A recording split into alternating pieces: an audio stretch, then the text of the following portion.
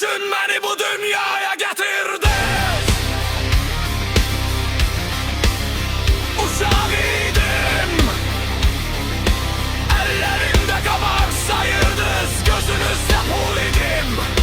Nefesim qiymət beşiyə borç yazdız. Ürəyimə lənət, qolumda oyuncaqlar yox. Qara izlər, məktəb yolum yıkmaşı, tozlu dizlər. Hər səhər dua yox, söyüşlə oyanırdım. Adımı çəkəndə də inciyib susurdum.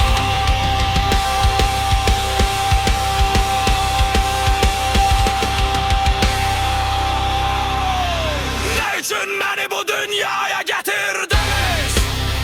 Əzab derim, sevim çəkib, niyə böyütdünüz? Qazanç mənbəyi kimi gözlə gördünüz. Mən uşaq idim, siz məni öldürdünüz. Həyatımı itirdim, məhv oldum axı sizin külünüzü.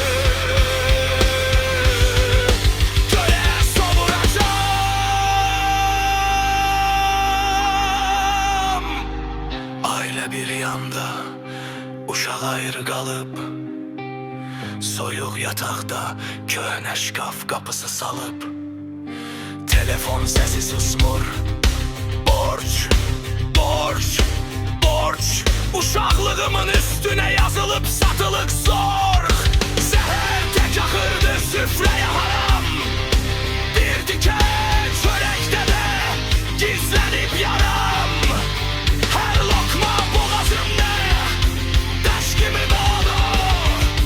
Səsim içimdə qaldı, çölə çıxmadı.